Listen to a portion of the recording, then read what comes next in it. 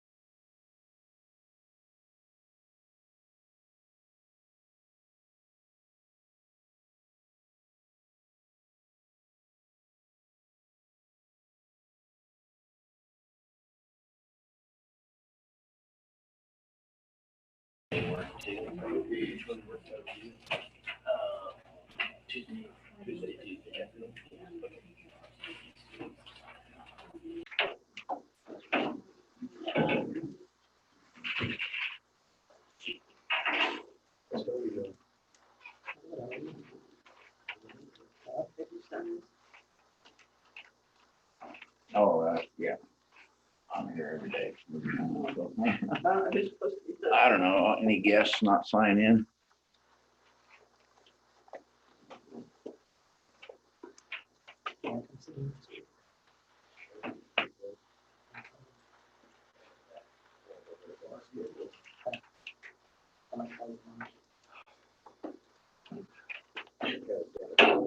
Call the meeting to order. Invocation. The sovereign Lord, who has brought all things into being, is present here and now and everywhere. We find ourselves at a time that is difficult, confusing, uncertain. And we pray your presence with us. Give us guidance and direction for life, for how we live in a time like this, how we live through a time like this. We give you thanks for those who provide good and capable and wise leadership in times like this. We give you thanks for those who work to hold things together, to bring people together. We give you thanks for those who find themselves in the midst of the difficult times, for those dealing with the virus, those whose lives are pressed down because of oppression. We give you thanks for those who are there to care for them, for medical professionals, for those in law enforcement. We give you thanks for those who are part of our lives and our communities. May we find strength in one another, and may we strengthen one another. May we know that you are with us. So we pray particularly your presence with the commission as they go through their work this evening. Give them your guidance and help them that they might be alert and aware to that guidance. That they might do more than just what will get them past through this day, that which would make for a stronger community in the days to come. Hear us, we ask always, in the name of the one who came not to be served, but to serve. Amen. Pledge allegiance. I pledge allegiance to the flag of the United States of America and to the republic for which it stands, one nation, under God, indivisible, with liberty and justice for all.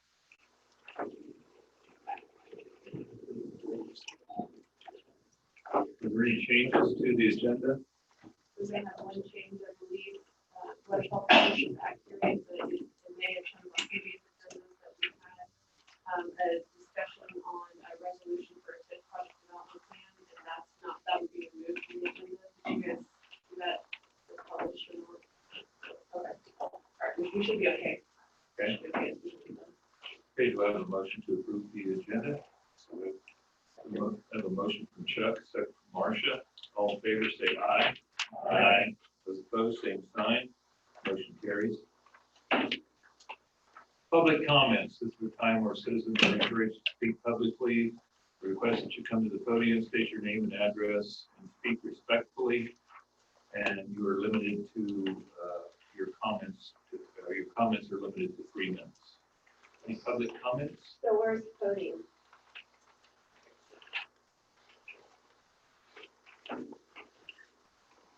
My name's Arlene Clayton. I was born and raised in Glasgow. I now live in Belleville, the very this house. And if you all want to be a bit, those in the Light Empire a few days ago, a few weeks ago, that was my brother, Fred Clayton. He passed away on Sunday. He was 90 years old. He was pretty good for a kid that came from the farm. The business that he was in was commercial fumigation. I don't know how many of you know anything about commercial fumigation, but it is kind of like getting clean facilities so that you can process your food, your hospital, your pharmaceuticals, whatever is commercial. That's what he did. His compatriots and he put into the economy of the United States about $70 billion. That's $70 billion. Also, I just want to make known that Dr. Hatton is probably one of the best dentists this side of the United States Dental School. I went to an emergency and I was so afraid that I was going to lose the tooth.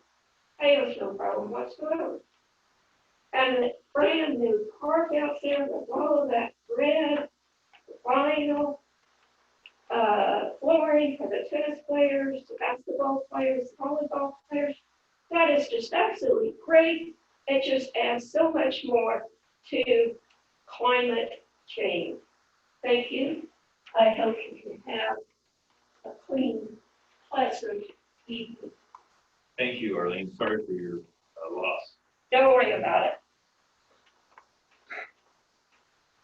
Okay, any other public comments? Okay. Housing Authority budget request. Welcome. Hello, thank you. So I'm here on behalf of the Housing Authority requesting funds for Cloud Village. We would like to request $200 again this year.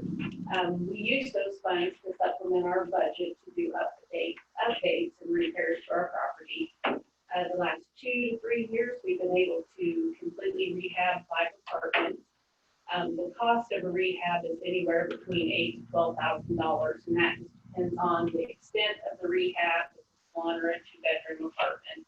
And so on. But we've also installed new vinyl plank flooring in 13 of our 32 apartments. We installed 14 new exterior doors, and we've been able to replace all of our bedroom windows. So our goal is just to continue to improve the property, and we appreciate any funds the city provides for us. And thank you very much. We appreciate it. Thank you.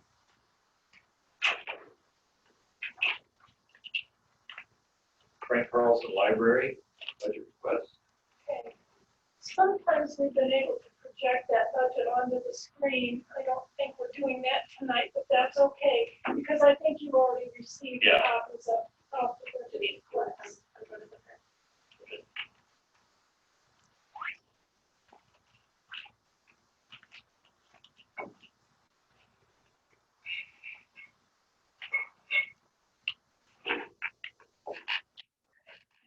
Well, anyway, I think you already have seen copies of our budget request, and what I would like to start out by saying is that we recognize that whether you're an individual, a business, or a government entity, recent events have probably made a difference in your budget, and has affected the library too. The library is readjusting its budget this year, like everybody. One challenge is to form a budget that for next year without really reliable information this year, because things changed very suddenly. And so spending in some categories this year has been much higher than expected, and then other categories not so much. There's a decline. And we don't know whether these trends are going to continue or not. So the library board is asking the commissioners to fund our general fund budget request with no increase over last year, or I should say this year. We believe that savings can be made by shifting money around within categories from one category to another. For instance, we don't expect to pay as much for travel or professional development, because we think that the online training is a thing that's going to stick around for a long time. So we also expect to see an increase in funding from the Central Kansas Library System. That funding is tied to a library's ability to meet certain standards, and we anticipate meeting all of those requirements, thereby qualifying for some increased funding. So if you have questions or need further explanation about the general funding request, I can try and answer it. I've got some board members who are here too who might be able to help out a little bit. But if there are no questions about the general funding request, let's talk about the benefit fund. The board is asking for an increase in the benefit fund. The benefit fund request is based primarily on anticipated payroll figures. However, that doesn't hold true for health insurance. Well, health insurance is really problematical. Prices for next year haven't been released to us yet, so we don't know. In the past, the board has been able to try to estimate the cost of health insurance, but with this pandemic, we don't know. Well, we're in no different situation than you are. So we don't know. But we do know one thing. The library participates in the state of Kansas health insurance plan. We're a non-state entity. And this option was chosen initially because it was reasonably priced and coverage was good. Well, as time has passed, like everything, the cost has gone up dramatically. Our contract expires the 31st of this year. So the library board will be looking at other health insurance options to get the best coverage at a reasonable price. And that could still be the state of Kansas health plan. We don't know until the board is investigating. But because the library is such a small group, it's harder to get good prices, and we can't go in under somebody else's umbrella. We'd love to be with the city, but we're not allowed to.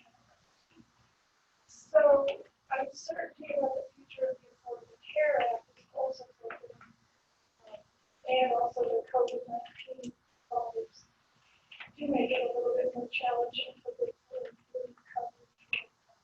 But, you know, that's where we are.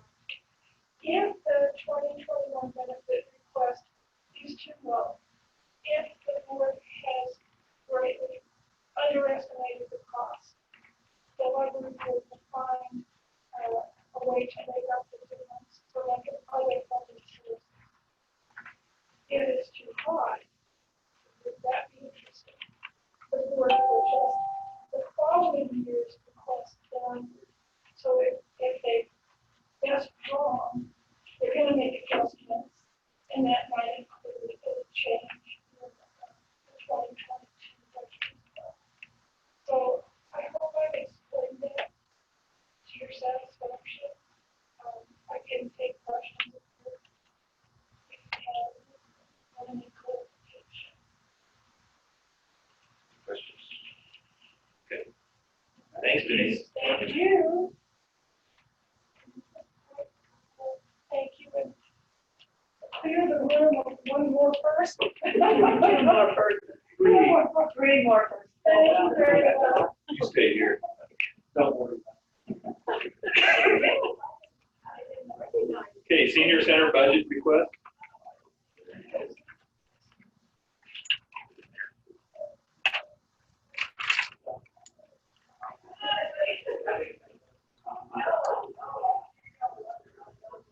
Mine requires some social distance. Oh, okay. We'll just say plus or minus. Okay.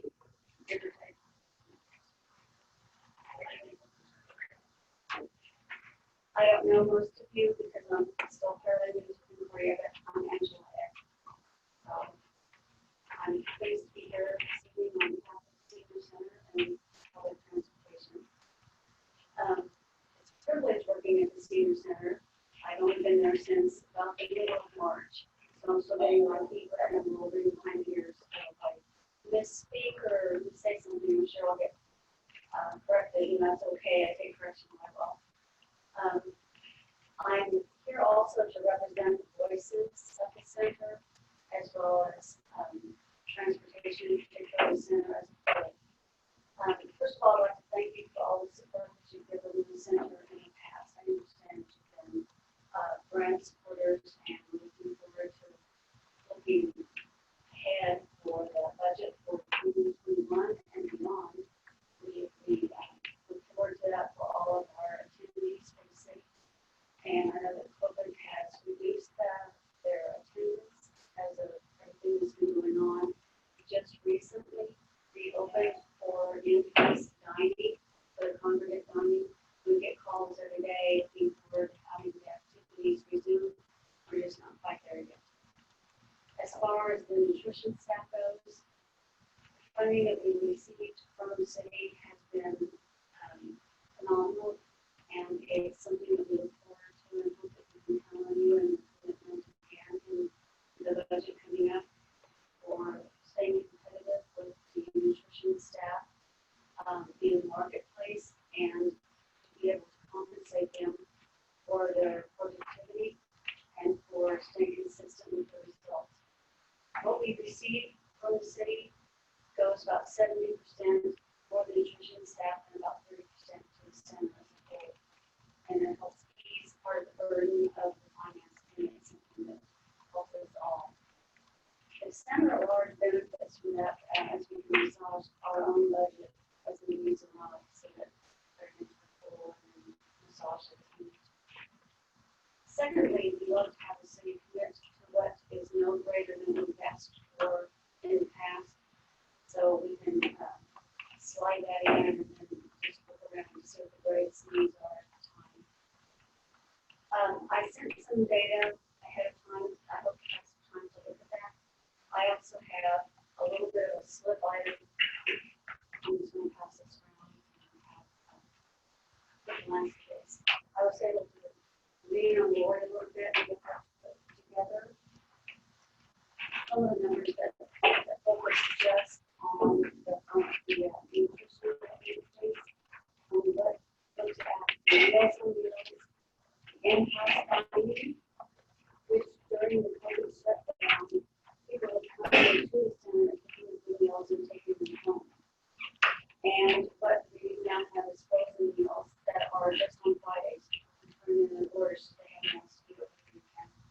So you can have a look from October of last year through May, and what the meals look like.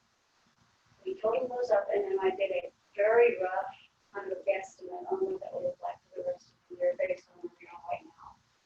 And we've had kind of a wave look at what the meals have gone as far as what the attendance has been, people not quite getting back into the swing yet. But the numbers look very similar to what they've been in the last 2 years. So we should be getting right around 16,000, give or take a few hundred over that. By the time we get to the end of the year, for what folks will be doing. So as you take a look at the information that's been provided, you're asking questions, and I'll try to answer them. And if I can, I'll get back to you.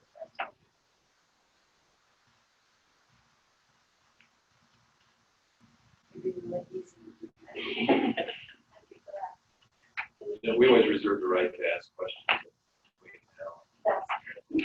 You know where to find me. So it's amazing the amount of traffic that's through there. Yes, it is. Keep track of all that. There's a lot of people that want to know information before they attend, and Maria has been very good about giving people those pieces of data and get connected with them out. There's several other grants that are out there to help us do some potentially involving floors and upgrading equipment like that. So hopefully we can switch things up and secure data, building data equipment, so keeping our cooks happy, nutrition good and strong. They're pretty proud of them as well. I know that nutrition and community are some things that really improve senior quality of life. So Absolutely. I'm really glad to. And having been a user of the Meals on Wheels just last year when I broke my ankle, it's very important to have that communication when people come and spend a few minutes visiting with people, and the meals are really good. So if you haven't been here to eat, we'd like to come and have a meal with us. We love it. A lot of times that's the only outside communication that people get all day. It is. We have great volunteers to come and spend their time doing delivering these meals to us. So, because sometimes they're not, the elderly seniors. I don't like to think of myself quite that elderly, even though Well, you have a walker. well, you can want to name it. Oh, no. You can put a sticker on our system. Yeah, well, I should do that. I hate to say I'm using it again, but I hope this is the last time. So if you have any other thoughts or questions, just call over there or give me a buzz on my side. All right. Thank you very much. Thank you very much. It's a pleasure. Thank you very much.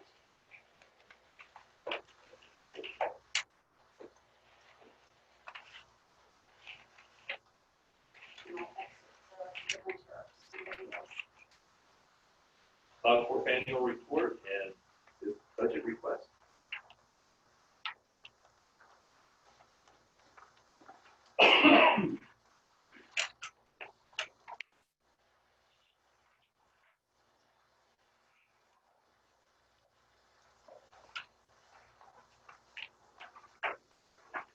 Well, Thank you. So I want to start with the annual report, and then I'd like to go through a little bit of information on the services agreement and then the funding request at the end. But as you can see, when you flip the page here in this presentation, you'll see a list of our current 2020 directors for Cloudfork. And for those that may not know, Cloudfork is made up of representatives from local entities around the county and then at-large members. We have 25 current members right now with, I feel like, a pretty good mix of people who are bringing initiatives and ideas to the table. On the second page, you'll see kind of how our structure is. Our president is Terry Cook, with our vice president being Lucas Shady, secretary is Marcia Lynn, and treasurer is Bob Simon. We have an executive committee made up of those, as you can see on the following page. The executive committee gets together once a month and just kind of discuss any new projects that are coming up, if there are any process how to move along with the project, we discussed that. We talked a lot about budget, where we're going with the budget, what we should be spending dollars on in terms of helping with community development projects and economic development projects. And then we have finance committee. That finance committee gets together every other month, where we go through and they kind of, I would say, audit our financials. So they get a financial report every other month, of a year-to-date report since January 1, and it gives me the opportunity to kind of go through with them and explain where we have spent dollars, why we have spent dollars, any upcoming dollars that we see that might be going out of the classical budget, and why. They also are extremely, they're the ones that meet to go over any of the Concordia revolving loan funds, which is extremely helpful because you can see the background. We have business owners, we have lawyer, accountant, a lot of different areas represented here. So they are able to sit down and go through any application to the Concordia revolving loan fund, and they're the ones then that come to me and say, hey, we would like to recommend this for you to take to the commissioners for approval. So they are very good at scrutinizing the different details that are in those applications, asking questions. I facilitate a lot of conversation back and forth between business owners and those that may be applying. And so they're very, very good at that information. On the following page, just some projects year to date. We had Getman Cloud last year. We received $150,000 and were able to award 5 projects. One of the 5 projects was located in Concordia. You can see Wildfire Creative, Miltonville Post Office, AC Customs, Clyde Hometown Lumber, and Clyde Ideal Market. Were all awarded grant funds. The total cost of all of those projects were about $315,000. So pretty good rate of return in terms of the dollars coming in and then spending extra dollars to get those projects completed. We've had some new expansion and some retention of business. So Concordia Technologies finished an expansion. Cozy Corner Learning Center expanded to a second location. Wildfire Creative, in getting the Get Cloud grant, was able to put on a nice expansion to their building. AC Customs was able to take the Get Cloud dollars along with their dollars, move out of the incubator space that they had and put up a new building. I visited with him about some projects that he currently has going on. Sound pretty interesting. He seemed very excited about those projects. Weber Auto and Collision is a new business. We have NextLink that will be coming to town that's new. And then for the retention portion of it, we were able to award 9 businesses within Concordia along for the revolving loan fund disaster relief to help those businesses get through the COVID-19 pandemic. We are actively working 3 different new potential business ideas into business expansion here in Concordia alone. Other significant projects, I mentioned the Concordia revolving loan fund disaster relief. Court facilitated all of the application process and the information with the help of the city put together the promissory notes and the closing statements and cutting those checks when we closed the loan with each one. We're also taking all of the invoices and calculating them, making sure that the dollars that they are expending are for the proper use that the state has approved them to do, which is working capital. So any type of payroll expense, inventory, equipment, anything they would need to help them get through this COVID-19 pandemic. We applied for CDBG or Community Development Block Grant funding for the relief dollars, which was something that came out later by the state. We were granted $132,000 for economic development grants. We are still actively working with North Central Regional Planning on putting the application packet together. There have been a couple of different conference calls with the state and just clarifying what the dollars can be used for and who is actually eligible for the dollars.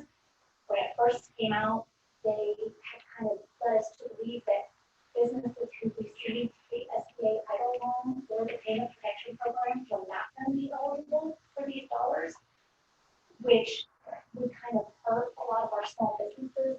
But since we learned last week that we just have to take in consideration of those businesses that received those dollars and make sure that the dollars, if they were awarded these grant dollars, were not being used for the same, or not being double used. So if the payment protection program is being utilized, they are not able to use any of these grant funds for payroll that they're also using PPP dollars for.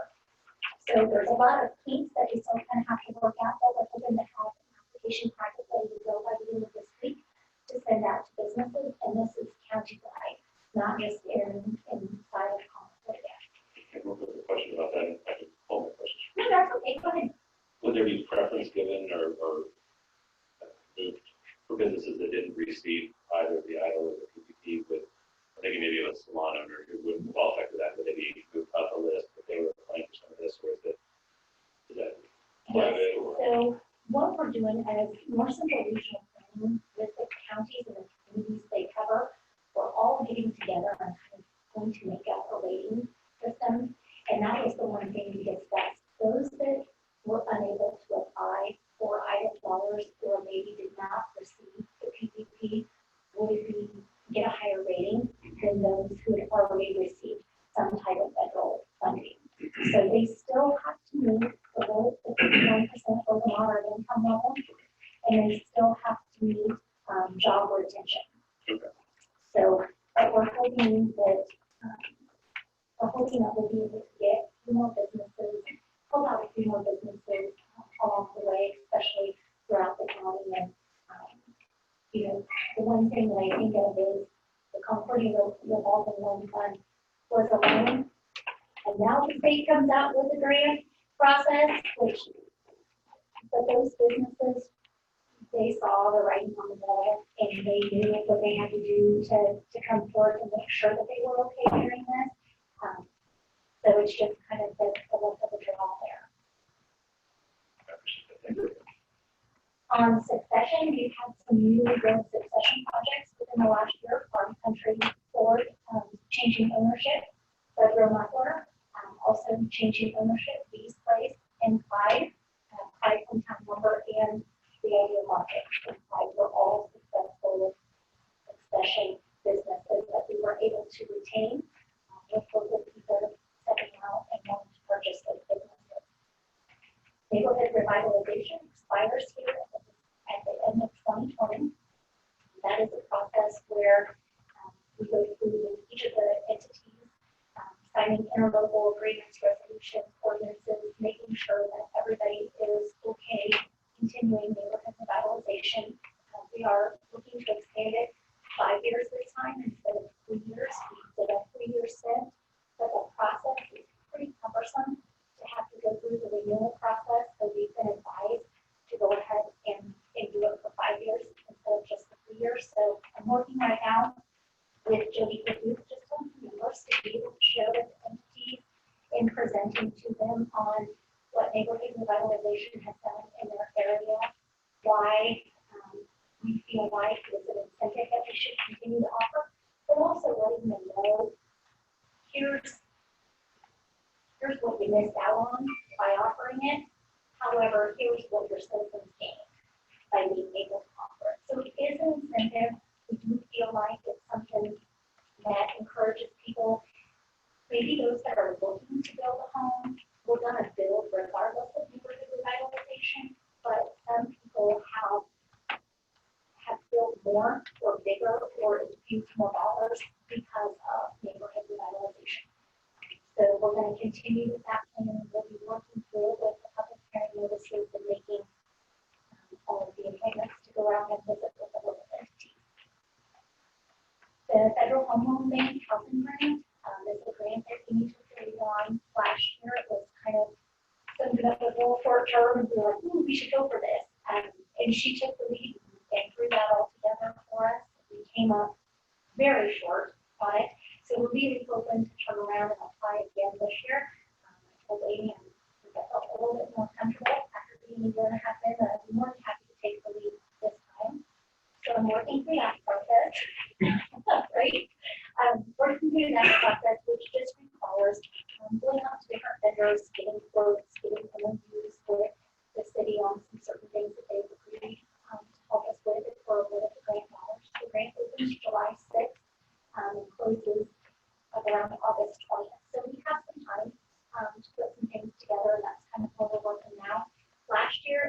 million grant that you can apply for this year. With the economy and the downturn, they obviously don't have as much to give. We also know that there's going to be a lot more applicants who have to make sure on our A game, but it'll be a $750,000 max. So it'll be a countywide grant if we receive it for home renovation. In terms of the those doors and our siding, roofs, things like that. Just two other large projects that obviously are happening in our area, the airport project and Cloud County Health Center. So we'll be looking forward to that. Not only the airport project, we're going to be bringing in people who are community working through lengthening the runway and doing things they usually do, staying in our hotels and eating at our restaurants, which would be great. And then hopefully, once it's all said and done, we'll be able to increase the traffic that we get out there at the airport and same with the health center. And as we're working through the process of it's being constructed, and have a lot of different types of people, crews coming through, again, eating in our businesses, shopping in our stores, utilizing our hotels, which is huge for economic development. But I'm also on the PPAC committee at the hospital, and one of the things that we discuss each month are the numbers, how the numbers are increasing with different clinics that are being offered and how they're bringing on more clinics. And those numbers are increasing. The people from outside Concordia, outside Cloud County are coming into our town utilizing these clinics. When we get in the hospital bed, we know that there will be more space, more room for more clinics and more access. And so that will just make people, again, coming in, shopping at our stores and eating at our restaurants. So big community economic development push there. Package submissions. Since January, we've received 3 requests for information from the Department of Commerce on projects.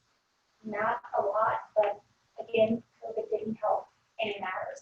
We were able to apply for one of those. The other 2, one needed a 350,000 square foot building already built, and another one needed a 1 million square foot building already built.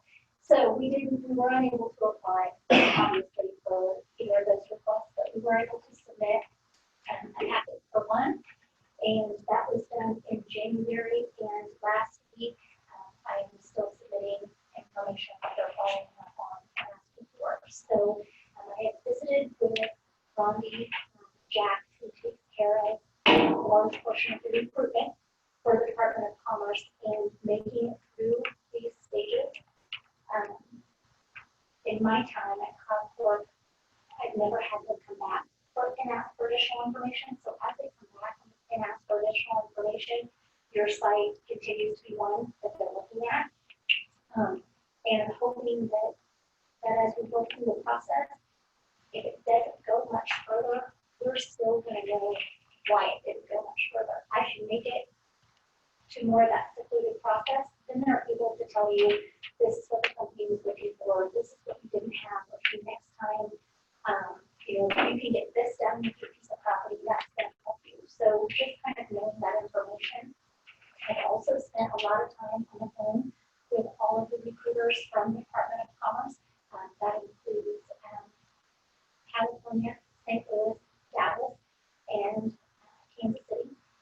Just visiting with those recruiters and letting them know, hey, here's Cloud County, here's Concordia, here's where we're at. We feel like we would be good at X, Y, and Z. As we are receiving quarterly updates from the Department of Commerce, I go through and I look at different projects that are out there that I feel that we would have been good contenders for. A lot of times those businesses already have an idea of where they want to land. So we don't even get the request for information. We get the request for information and then kind of send out across the board. But what I've done is I've gone back to those recruiters and said, okay, Concordia, Cloud County would be a really good fit for this project. We can handle this number of employees. It'd be a great capital investment. Here's the land we have. They're pulling it up on Google Maps as we're visiting. They're looking at the land that we have available. They're looking at our distribution channel with Highway 81 and where we are in terms of I-80 and I-70. And we've had a lot of different conversations. about what they feel would work here also. Also talking about what certain businesses are looking for when they're turning in an RFI. So that's giving me some ideas of what I need to add or maybe what I need to take out of information that we're submitting. So on the back page, community projects. So economic development also encompasses community development projects. So full court press for progress, cloud court right with a income grant that we received for $100,000 full court press. We wrote a community foundation grant that we received $12,500 for. We also received Flosser dollars, and then Concordia was in charge of all of the private donations. So writing those letters, sending them out, getting information out to potential donors, and then writing all the thank you cards for those two. So it was a great team effort in terms of the city and USD and then Tom together and Concordia putting together having the scope of the idea of being able to put funds into the project so we would have nearly matching funds for what we were asking for, which is huge when we're applying for grants, and also being able to utilize like Ron's crew to help save off some of the costs, and then getting that into their scope of work really helped a lot. So it works great. It's utilized all the time. Don't know how much social distancing is going on there, but we're definitely not going to complain. You haven't made any arrests? I'm not doing any citizens arrest there. Okay. So, the next thing that I kind of wanted to highlight on, if nobody has any questions on projects. Oh wait, I don't know if that. Hearing for Cloud County, the other project we did, $48,502.50. About $28,000 went to all of our county businesses, and $25,000 went to Helping Hands and Cloud County Resource Center. So we were able to do that with the help of Jeff Kevin for Mason Technological Schools. Put together that website and be able to accept e-payment for e-commerce was huge. And work closely with the chamber and tourism to be able to pull all of that off. So it truly was a group effort in order to be able to do that. And then the other large community project we have is Simple 2020. Our national response rate right now is about 60.9%. Cloud County response rate is about 64%, and it's really tapered off a lot. We've hit some hurdles. I fielded a lot of phone calls, probably about the 1st of April, 2nd week of April or so, where people were receiving their invitations in the mail to apply online, but they utilized libraries for their internet access. And I didn't realize how many people rely on our local libraries for their internet access and just for help navigating the web.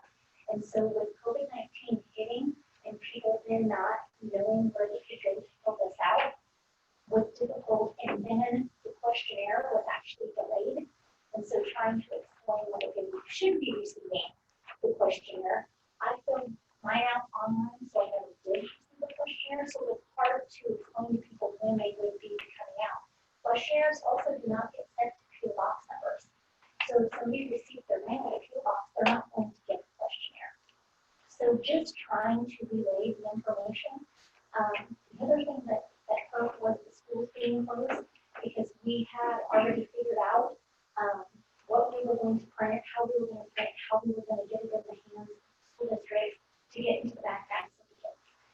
The schools were also going to be putting information out on their website and on their Facebook pages, but that had to be completely thrown by the wayside when this all hit. They needed to be communicating with people on how to homeschool their kids. And so we weren't able to really push out that information. So now what we're working on is the library has been so gracious in this week opening up their doors and encouraging people to come down to the library and fill out their census form if they need that help. We are also working with different letters to the editors and all the community newspapers signed by different community leaders, business leaders, ag producers, farmers, school administrators, just to kind of help people realize what the census does to their each individual business and group of businesses. So just like like I said, kind of hit some snags and snafus, but hoping that we can get it all back on track. The one thing that we really need to hit home on is not so much, I mean, the community in general, but going to the different businesses also and trying to figure out how they communicate with their employees. So one of the thoughts I had last week, and I asked Stacy about it, and she said, no, but a lot of people receive now auto deposit for their paychecks. It would have been great if you were still cutting checks to be able to put something in the businesses to remind those employees, when we have some large employers in town, we're making sure that those employees are those employers focusing on the census and what it can do. So that's kind of the next hurdle that we need to jump, is visiting with those businesses and encouraging them to visit with their employees, however it is that they visit with them. If it's putting flyers in the break room, if it's an email, whatever it is, trying to get the word out there. They're also have a new initiative where it's kind of a calling tree. They're encouraging each person to contact 5 people and ask them if they fill out their census form, and if they have how they can fill out their census form. So that will be something that we're trying to do also. So we have till October 31st. We've extended the deadline, so still feel like we're okay. We just need to continue to push it. Working with the employers is a good idea. I remember when I first got out of college, I worked with a company in Nebraska. Every year, the United Way drive would come around, and you have to go around and browbeat, guilt people into, putting a dime for every paycheck, or, this back in the late 70s, putting so much in and everything. And also back then, the company I worked for, when it was census time, they would have meetings like they did at the United Way. Everybody had a scripted thing that they do. And, there's like 1,500 employees. So every supervisor had to bring their people in and say, census time, here's what's available, here's what it's about. This is how you really count, the dollar-wise and all that stuff. So I think that's it's a good thing to do. It's a good way to reach out. Yeah, and it's a good way to kind of target just one specific area and catch a lot of people. Yeah, it only takes 15 minutes. So on the services agreement, I just kind of wanted to go through a few of the bulleted points there. We have the services agreement that we sign every year, and just kind of explain how I feel and how our board feels that Concordia is following through with the service agreement that we assigned every year. So one of the things on the services agreement is providing accurate and timely demographic information, feasibility studies, business information, any type of information to businesses and industries that are considering expanding or locating. Yes, we do that in every RFI that we're able to submit from the state. We submit business information, demographic information. We have a labor study from 2016 that we're still able to use. It's not technically out of date yet. And all of that information is more of the RFI process. However, if we have individual businesses that are looking for information such on labor, they're looking to expand. They want to know, okay, if I put in this expansion, I'm going to need to hire another 20 people. Are we going to be able to find 20 people to work here? And so I'm able to go over the labor statistics with really cool information within that 4K put together for us in 2016. I also disseminate information. I have people call and ask, okay, I'm looking to expand, but I'm in the building. Do you know of any buildings that are available? And here's what I need for those buildings. So I'm reaching out to the realtors, and there might be some buildings that I have in mind that I know that sit vacant. So I'm going to call the realtor and say, hey, do you have this listed? If not, do you know who we can get a hold of to see? And they've been great because they'll say, you know what, I know who this is, let me call them and see if they want to sell. So then I'm giving all the information on particular businesses that are looking at expansion or any type of new building. Facilitating any accounting or consulting, engineering, legal services to businesses, absolutely. Linda Sutton is who we consult with for all of our small business administration information. She's the one that does the classes. For anybody in Clark County, it is free for them to do these classes when we host them. If they need more time in planning and working on this business plan or the cash flow statement, then we pay for extra consulting hours to finalize that information. And we have heard from our financial institutions what a wonderful service that is, because when potential businesses are going in to bring in a new business, or they're looking to expand, they need to have those financial resources. Having a solid business plan and cash flow statement is huge. And Linda will go through all of that information with them. Also, anything that would need extra gap financing, as well as like SBA, Network Kansas, Northwest Kansas Economic Innovation Center, all of those extra gap financing resources we have available that we work through our central regional planning with. And so we're facilitating and communicating with potential business owners and existing business owners to try to help with that gap financing.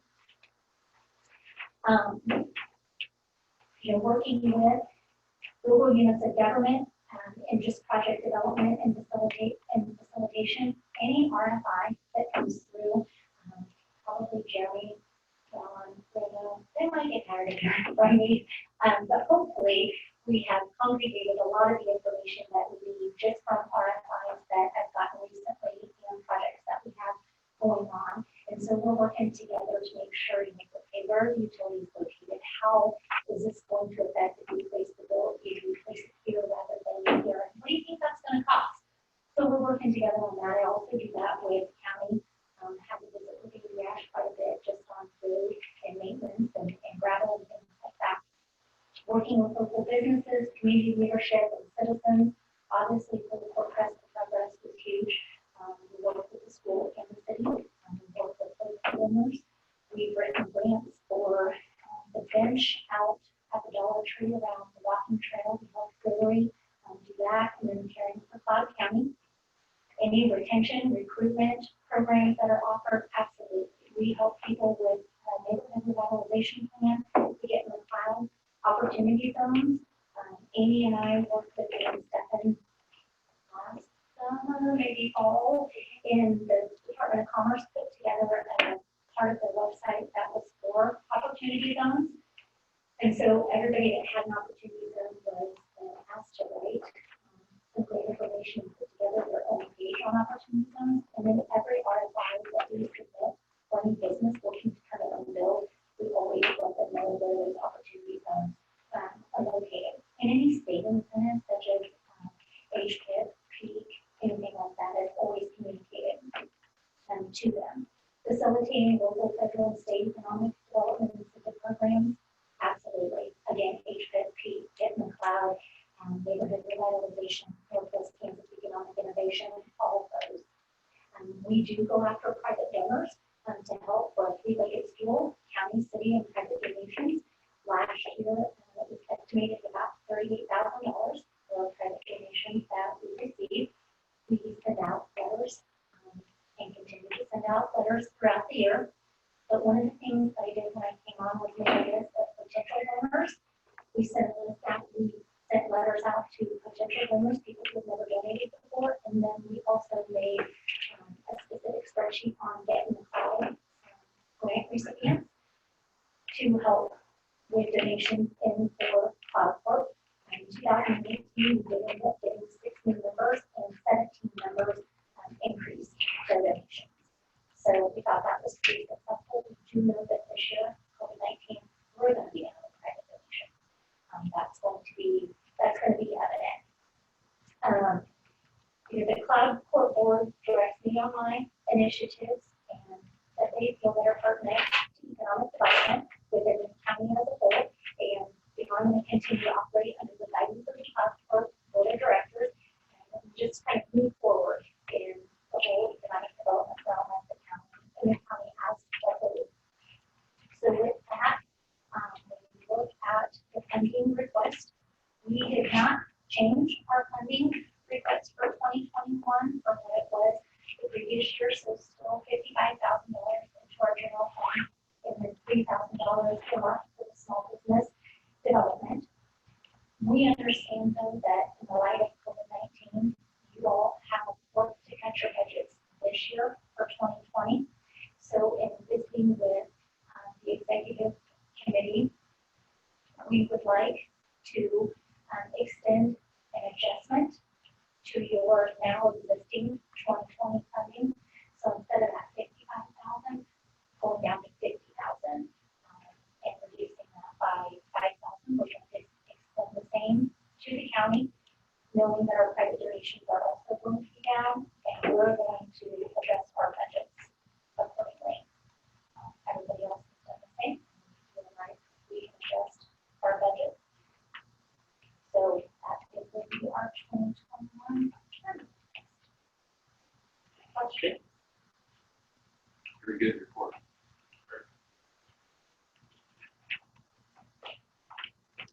Questions?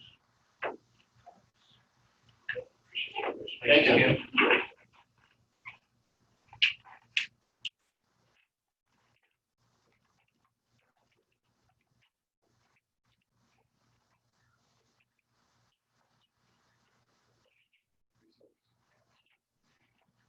Okay, Resource Center budget request.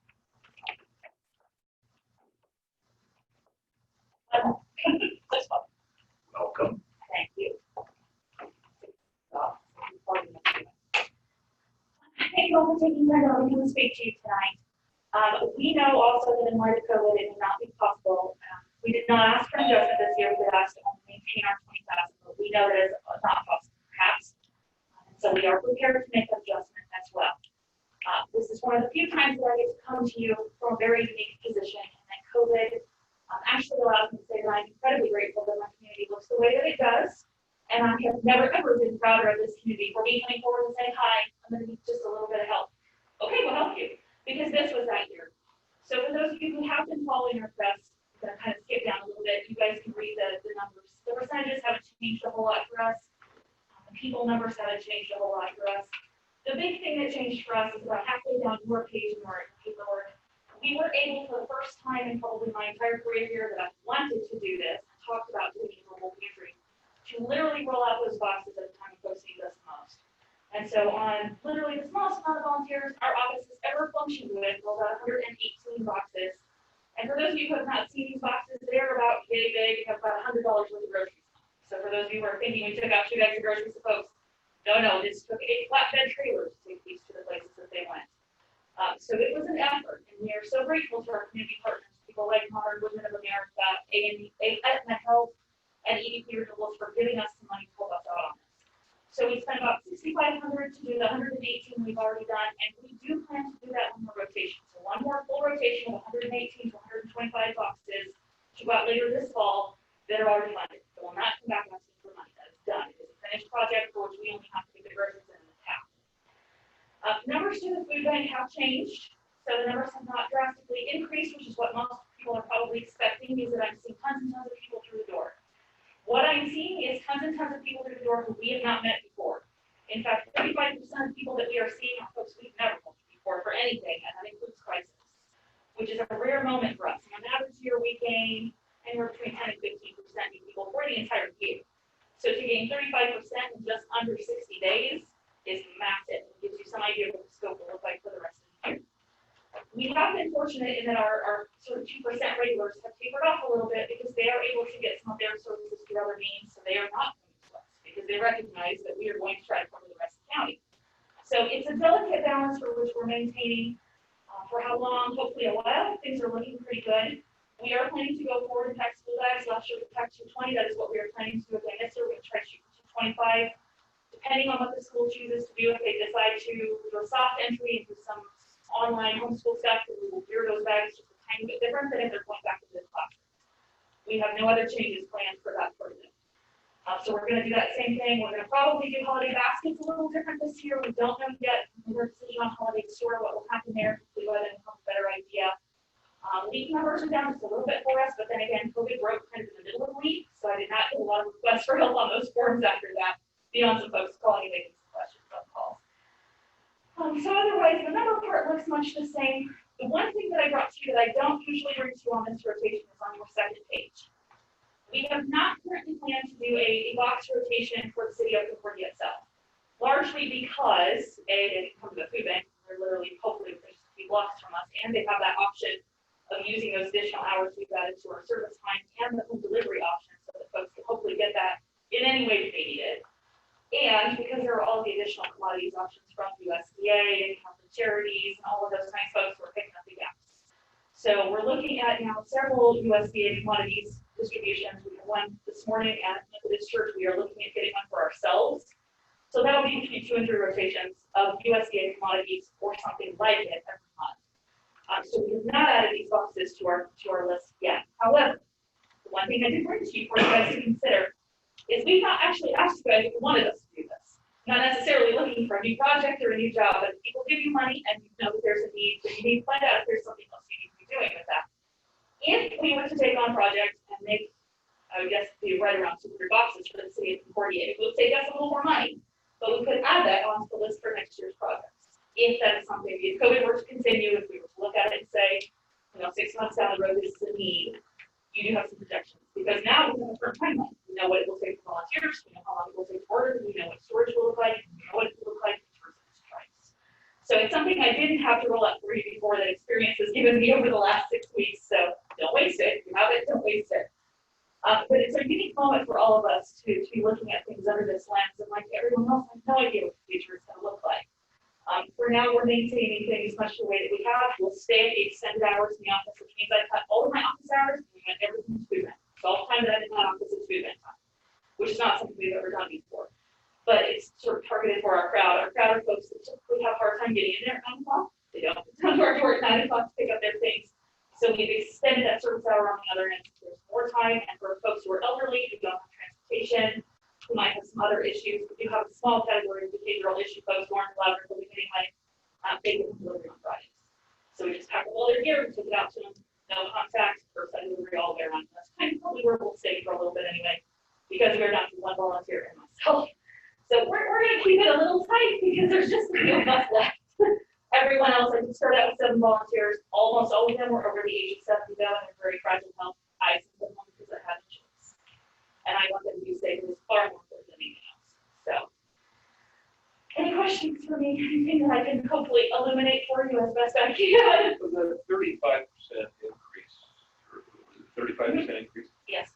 And don't take this the wrong way, because it really doesn't matter. But how many people do you have come through that are not residents in this area? They're just coming through, or I don't like to use the word transient, but people that are on the move through or whatever. Very small percentage, because and some of that number is generated from the boxes. To be eligible for the boxes, I did not collect that information from the city of Jamestown, the city of Clyde. It came from their city offices, so you have to have a rent, you have to have a residency there that they're collecting the bill from you on. That's how you do COVID help. For us, you still have to go through an address inside Cobb County. So over the course of the year, we have maybe between 5 and 7 slip through. We're careful. We check the addresses, we check to make sure they're within our county. I have a map, I get it out, and I look. I think there's a question. But we do have a few to slide through, because at the end of the day, it is more important to me, even if you're kind of on the line, that you get fed, hopefully aren't robbing someone else because you don't have food, than if you're in my county. So there are other very small margins to speak for, but it's pretty small. We run it inside. Because the state requires us to. Right. You have to send that into the state each month. So, yeah. All right, thank you. Time to question. Do Yes. you feel that there would be benefit to having the outreach? I agree with you that we're, I guess that's a fun story. When we first were moving to Concordia, my wife needed to pick something up to storage. She said, I don't have to go all the way across town. We live in Concordia now. Across town is not. 2 minutes, not an hour. A couple minutes. So I guess my thought would be, it seems like the resources that would go to establishing an outreach program would be better served to maximize the value at the resource. Is there, am I wrong with that? It's a bit of a slippery slope, because here is the problem. The USD commodity drop-offs are beautiful. They're fabulous. The volunteers pack those all up. They come to us on big trucks. It's relatively self-contained, other than if the volunteers have to take them off trucks and hand them off. But for folks who don't have phones and can't get registered, who don't have enough transportation, they're kind of out of luck on this. It's not something that they're going to get. So they can still come to me, and they can obviously still call me, because let's be really honest, if you call me and you say, I don't have any groceries in my house and I don't have a way to get to you, we're probably just going to put you on home delivery list. Like, I'm not going to ask why you can't get to me or any of those types of questions, because it is more important that you can get food than anything else. But for some of these folks, one of the numbers that drops for us is that elderly category. And I think that that is an issue of transportation and that's coming to us because they don't want to ask for help because they don't think they should have to. And so they also don't want to ask for help from us because for them it's very demeaning. But they don't want to have to come to us. I've had them not want to come to us even to get crisis help when they were on the verge of serious economic collapse, which would be why occasionally you will see me chatting with people in odd places because we're filling out forms that they don't fill out my office. So it is the only thing we gain from outreach is that we are a little further out into the community and that for those folks that can't or maybe are suffering those issues might have better access. But again, the uniqueness of the situation, I can't tell you for sure which would be better suited. I'm very pleased that we were able to get out into the county. That is the one thing we've been trying to do is sort of get our boots out into the fields in the ground up there, which this will be a moment we were able to and will hopefully continue to. Okay. Anything else? All right, well, we're out of the evening. So, Okay, thank you very much. Next time for sure. Thanks, Sheila. Thank you.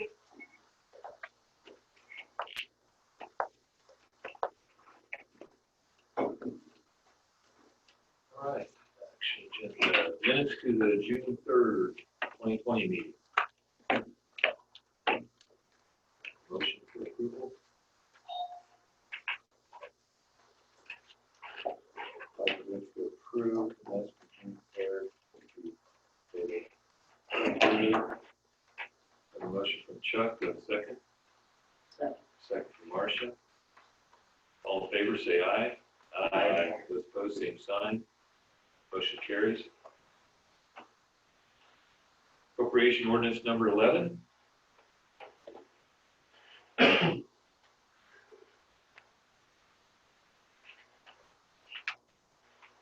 move to approve appropriation ordinance number 11. A motion from Keaton, do I have a second? Second. Second from Christie. All in favor, say aye. Aye. Those opposed, same sign. Motion carries. Water tower maintenance contract. I'll let you go if they have questions. I'll Yeah, Jackson does that. I think he will be.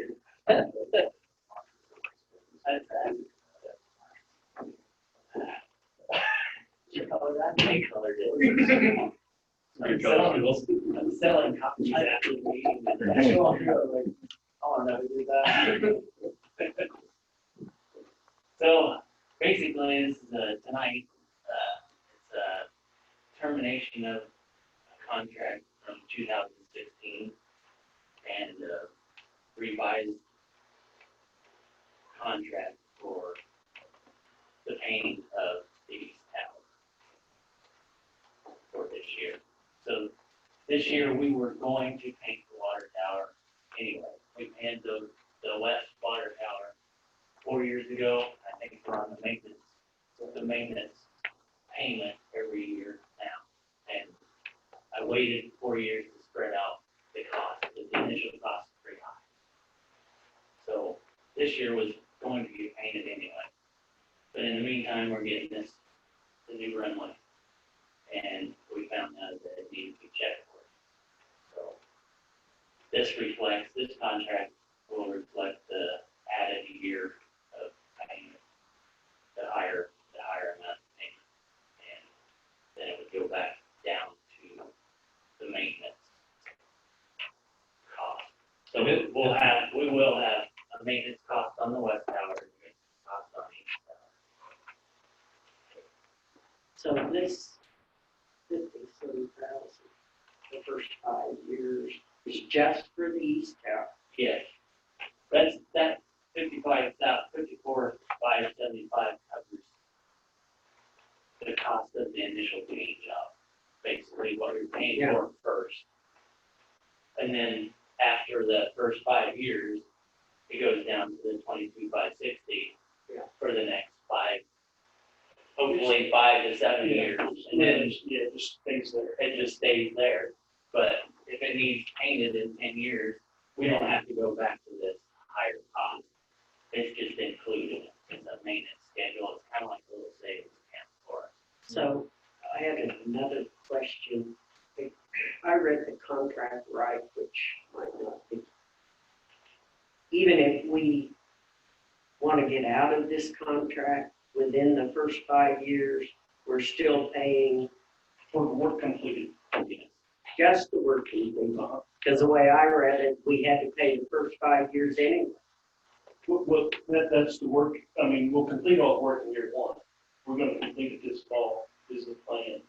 So what we're doing, that tower paint job's a little over 200,000, I see, you're spreading it We're out. we're spreading Okay. that cost, so if you want to cancel in year two, you would have to Still have pay to the pay for the rest of it. work that was completed, yes.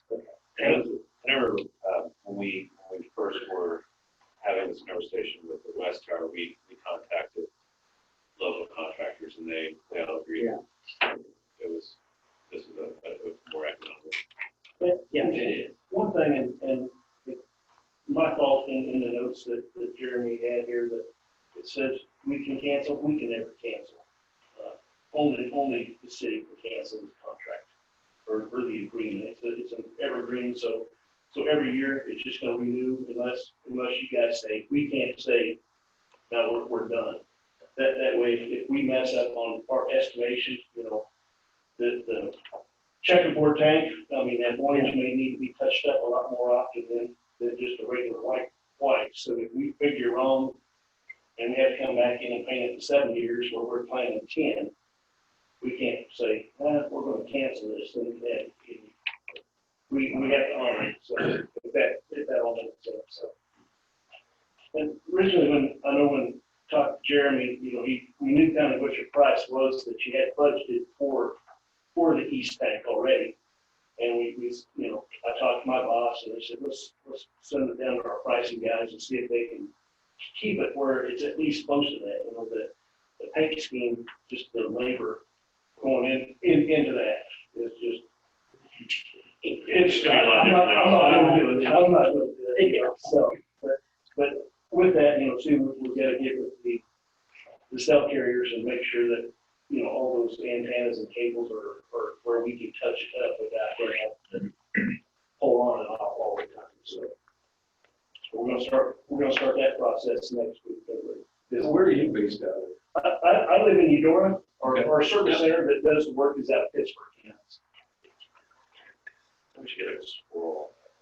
Yeah. Eudora, is that Kansas City Light or is that Lawrence Light? Well, it's Lawrence. Lawrence is the closest one, 6 miles. Yeah. So they go to bypass Rapids, so I can drive Rapids. Okay.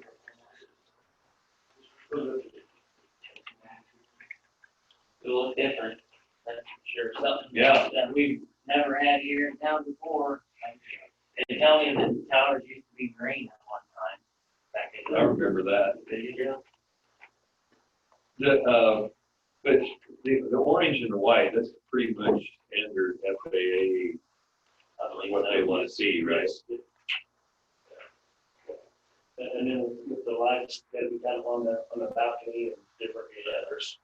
So if they don't see the flashing red lights, they'll see the orange paint, or if they don't. Flashing red lights are for, the flashing red lights are for at night. Yeah. The orange paint's for in the daytime. And I absolutely understand Mike's concern is that if I don't see a water tower, then maybe I should be flying.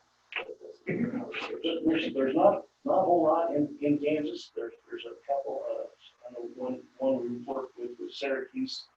They're marked out right beside there. Most others, the rule is if it's under 200 foot, most of the time you're fine.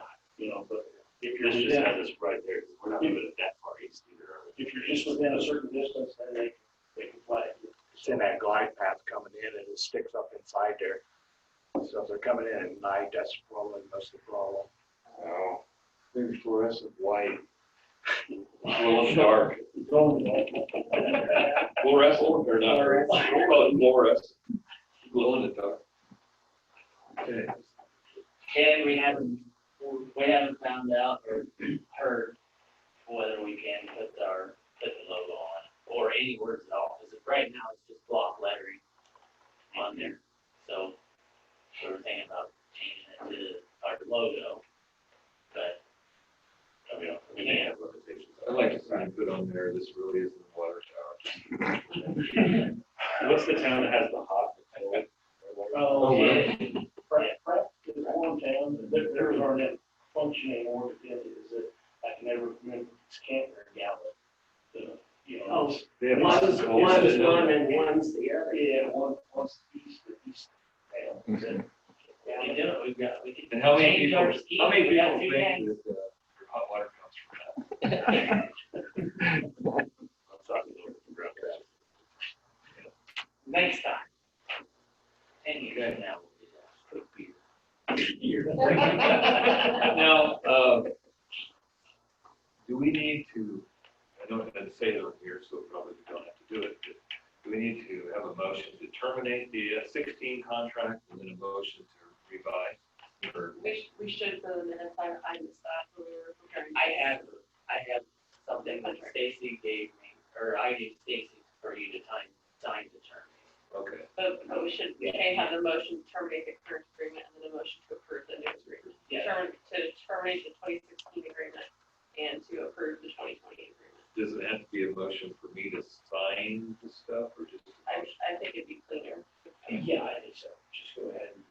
So would it be fair to say I move to authorize the mayor to sign a termination agreement with Suez Utility Service Company Incorporated for the 2016 water tower contract?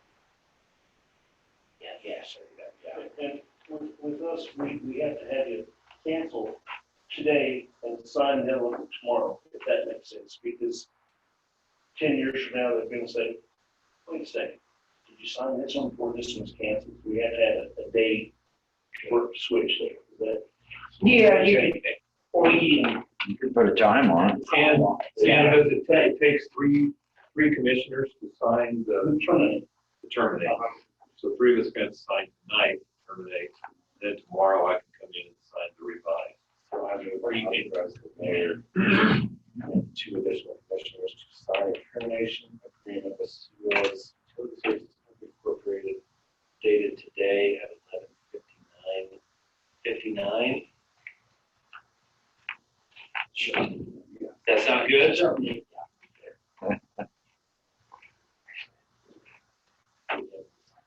Well, then that's. I second.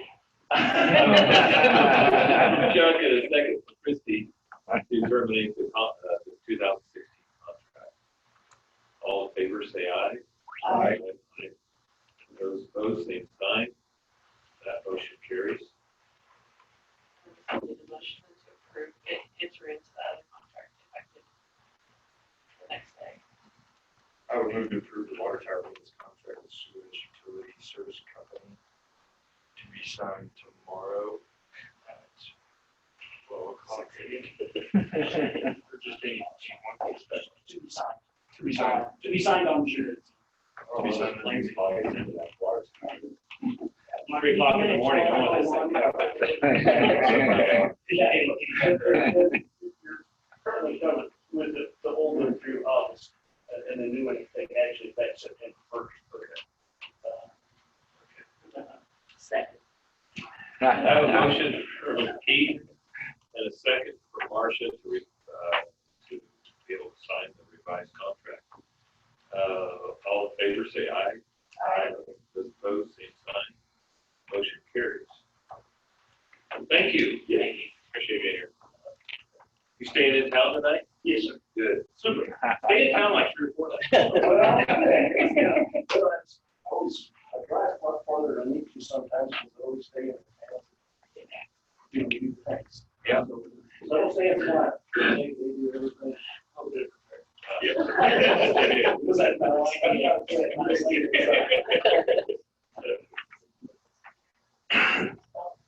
Okay, no, financial software purchase.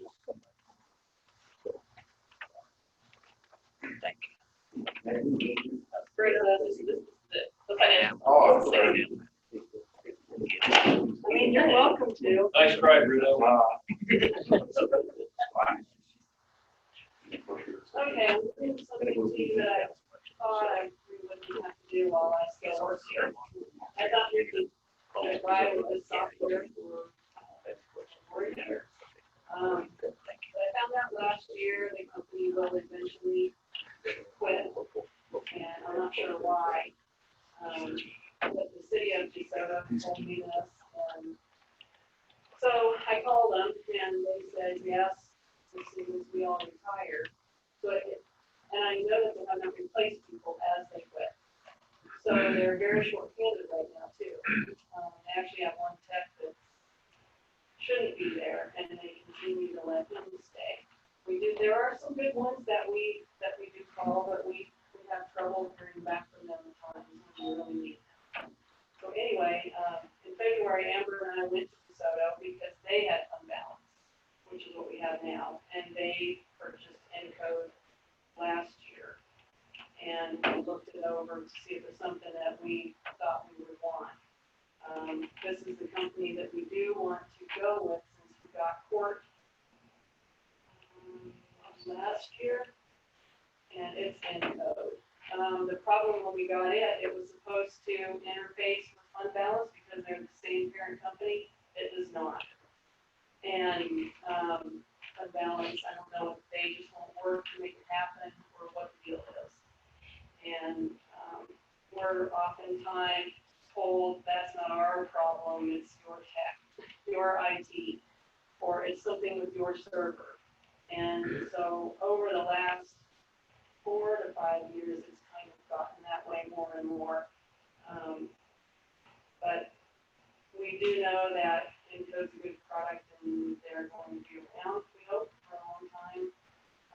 We've obviously probably gotten our money's worth out of this one since we got it was going to be free. But it really is pretty antiquated.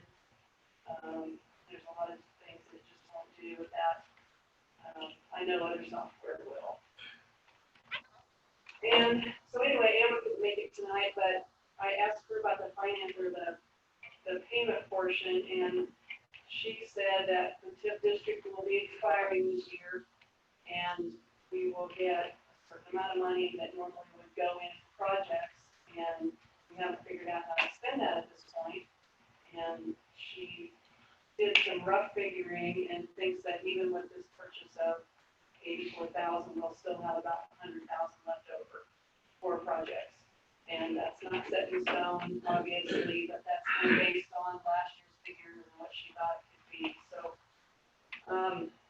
we thought this would probably be a good use of that money, although I think some others would hope they could use it for something else. But I just know that we can do it now, we can do it in a few years, but I think in 5 years we're going to see, I really think we're going to see that we will get a letter of termination or however they're going to do it, and then we're going to have to scramble. They're 6 to 9 months out as it is, and then it takes 6 to 9 months to train.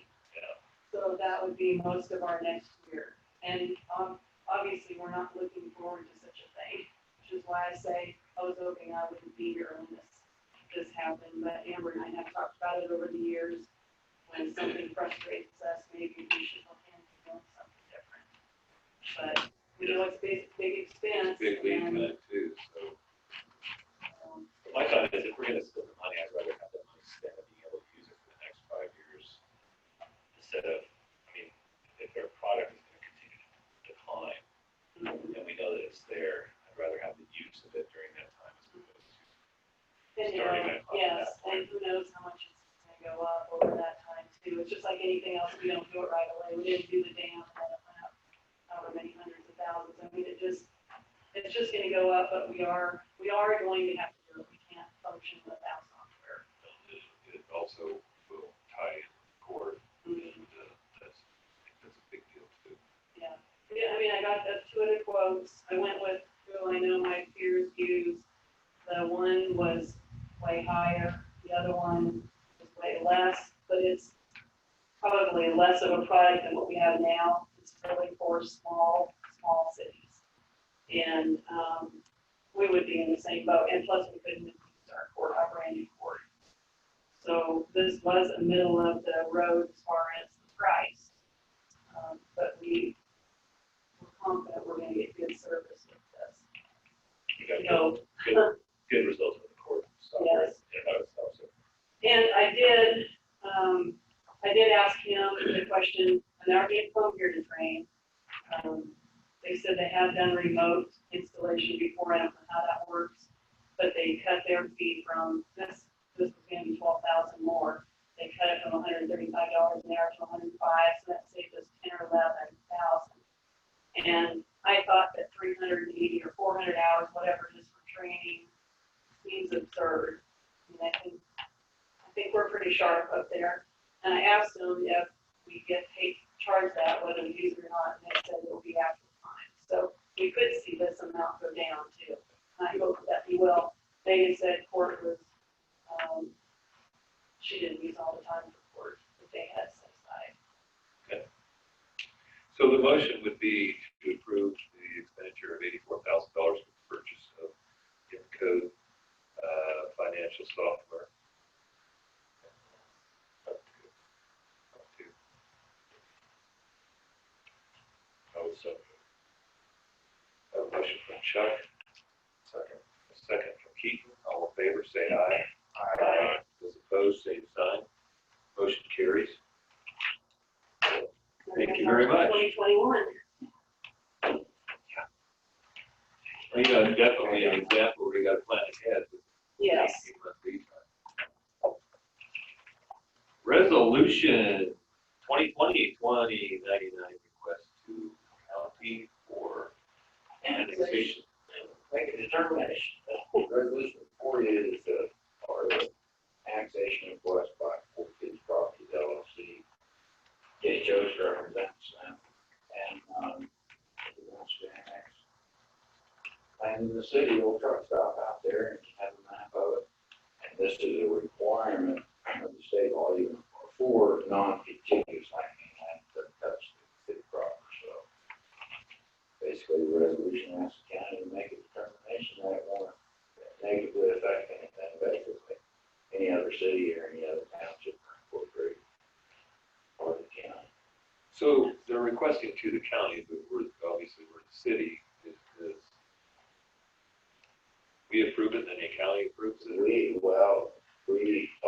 What this will do is Stacy will certify this to the county, and she's already kind of given a heads up, so they can ratify it on there, if they make that determination. Now, they have up to 30 days to make that determination. I assume they're gonna make a determination that it's okay in our favor, that's okay, maybe they'll want to discuss it a while, but, I think they're gonna have it on the next meeting, hopefully we'll be back here at the next meeting with the ordinance annex.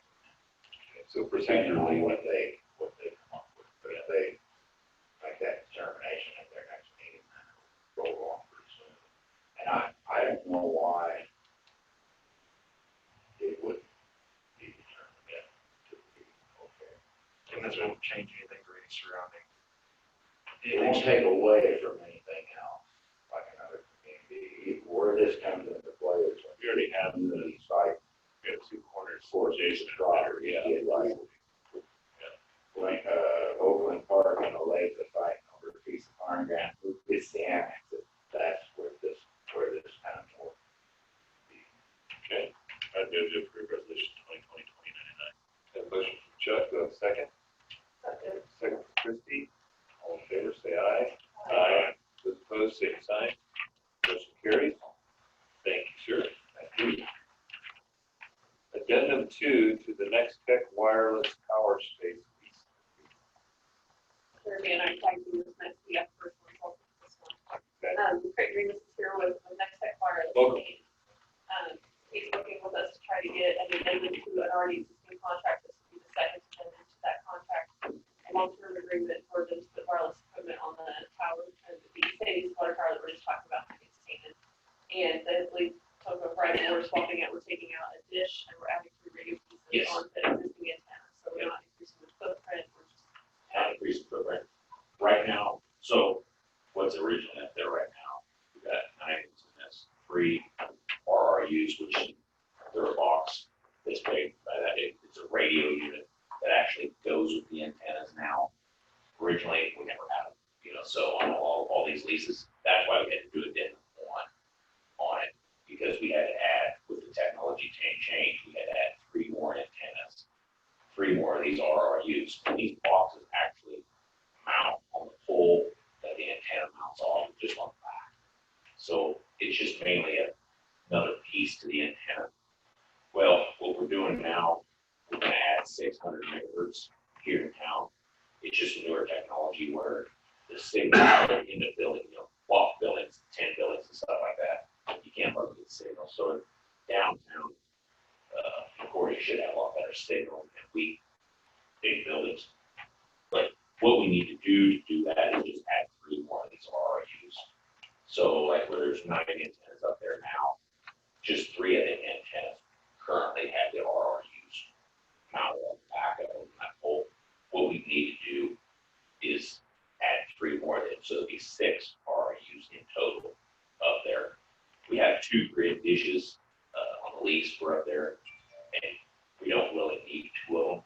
So what we're going to do, we've been doing this, well, I actually worked with James here a while back on Lincoln. So we just get rid of the 1 gig grid dish just to compensate for what we're going to have. Pretty much swap the equipment out is what we're doing. And I know with the guys doing this work, we work with them quite a bit. So when we add antennas, they are on standoffs now. And sometimes, on some of the water trucks, I didn't look on this one. The cables, they go up and down. I think we have 12 cables on here, but there's probably like 9 that's currently up there. When they do the work, and if they see something, which he'll get in contact with me, we'll just send a crew up there and fix the issue, put it on standoffs or whatever, just so. Yeah, it sounds like that paint is going to be a big project for you, but yeah, we'll work directly with him. Mainly the addendum, all that is just add a 600 service, add 3 radio units, and then get rid of the microwave. Will it look good with orange and white? Well, that's what I was telling him, I was telling him I'm employed, so I was thinking orange and black, but don't get together.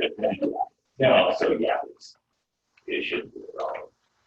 But I think that airport going in, I talked to him, our stuff is on the bottom rail, so making these changes isn't going to affect the highest end or anything like that. So, I don't know if you have any questions on that or anything like that. Chuck is our tech expert. So. Okay. There was once upon a time I was fairly current with technology. This stuff here changes all the time, constantly. It seems like you draw off one of these leases and have the equipment in there, and then they add, like, there's a new piece to it. It's like, yeah, we changed it, but you can't hardly stay up on all that. So that's what we're looking at doing. I would move to approve the addendum 2 to the Next Tech Wireless Tower Space Lease Agreement for the East Water Tower. Motion from Keith. Second from Chuck. All in favor, say aye. Aye. Those opposed, same sign. Motion carries. Thank you so much. Appreciate it. Yeah. Managers report. 3 short things today. Yesterday, we submitted a sheriff's tax bill of county courthouse for properties that have owed back taxes. And 4 of those properties were in the city of Concordia and had special assessments on them for nuisance abatements that were performed by the city, dating back to, I believe, 2012. When the properties go to a tax sale, everything that was prior to 2020, all the specials get written off and basically canceled out. Same way for all the back taxes, except for the current tax year, 2019, we're trying to collect for it. So when the properties are sold, it's announced what taxes are owed just for that 2019 year and any specials in 2020, and then they take bids on the properties. If there's no bid on the property reverts back to county ownership. And it's effective as of June 1st. So of the 4 properties that were for sale, 3 of them reverted back to county due to no bid. 1 of them was purchased by a person, and they took ownership of it. And so we're in the process of working with them to try to recover these owed, and it's about $1,200 in specials owed on that property. They would like to negotiate a reduction of that, so I may be visiting with you about that in the future. We we have visited with the county, let them know that they're responsible for maintenance of this. But what was kind of sad, and what I wanted to share with you, is that it ended up being a write-off of about $32,000 worth of costs that were expenses incurred by the city to take care of private owners' property. And that equates to about $1.5 million for us. And so I'd like to continue to work, I know our staff is continuing to work to try to find effective ways to make sure that people continue to maintain their own property. Talking with Bruno, we do have a great success rate with voluntary nuisance abatement from a courtesy letter that's sent out, about 70%, which is really good. But we still have the rest of them that take a little bit more urging and sometimes more by us. I just want to make you aware.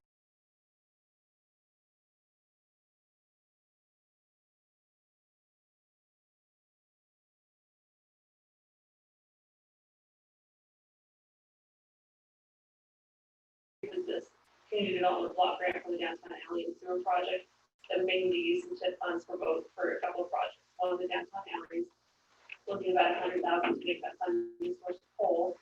Part of that was a result of last year. If you recall, we had a couple of sewer collapses in alleys in the town, and that basically ate up a large portion of our contingency fund for projects. So we need to rebuild that fund in the meantime. The other project is what we call the 5th Street parking lot project. We talked about that. The two houses that are located to the west of the Crown Brand. One the city owns right now. The other one we're trying to work to acquire in short order. Purpose of the TIP fund is to address blight and to serve a public purpose, but it helps with promoting economic development. We believe that both of these projects fit that bill. So the process for being able to use those funds is that the project plan has to be approved by the city commission. First, you have to pass a resolution that then has to be certified to the county, the school district, and the college.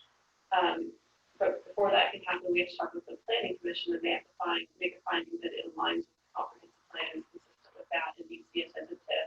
Then we pass the resolution, we certify it to those entities, and then we have the resolution together with the public hearing 30 days later, and then after the public hearing, then we would expect the city commission to pass the ordinance and then authorize that plan. At that point in time, we can begin expending funds or taking action in anticipation of expenditure of this fund. The TIP district expires August 31st, 2020, so we definitely are beginning that process at this point in time. Commissioners, I did email you a copy of that plan at this point. My rationale for doing that is that we're on the schedule with the planning commission June 23rd, and that is a public meeting. To me, it seems like a little bit of an odd process that we present to these other organizations at a public meeting before we present it to you. So I want to make sure you have that information. We will present that same information to you at the July 1st meeting when I ask you to pass that resolution setting the date of the public hearing. Then we'll review it again August 5th on the date of the public hearing. So just 23rd, we'll talk about the planning commission. Also, in the spirit of collaboration and cohesiveness, we want to have time to visit with the other governing bodies, answer questions that they might have, give them time to ponder before the public hearing.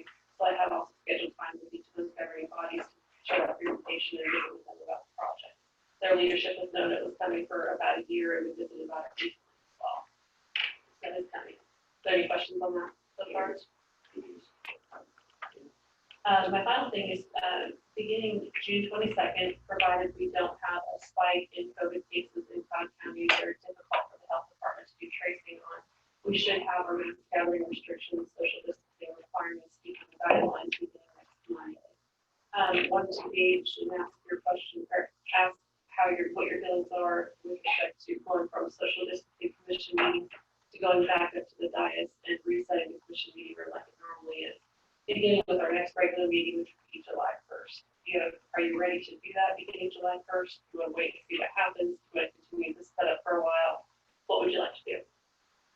I'm more than ready to go back up.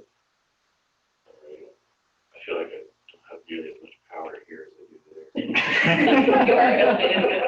I had a run of thoughts and his first effort in office was to cut off his client's chairs to about 3 inches just to make sure that we were elevated. Which sounds appropriate. It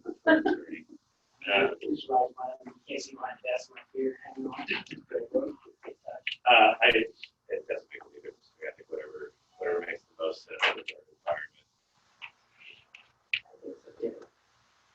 I mean, this is really comfortable. Chuck that question away. You asked me. I teach my girls business now. No, I'm ready to go back up there. It's fine with everybody else. It does help stop from the technology aspect, especially being able for some of the screens are not set up for that. Sometimes, so it would help us out greatly. That's all that I have. Unless you have any questions for me. Thanks, Amy. Thank you. Any other staff reports? Okay. Marcia?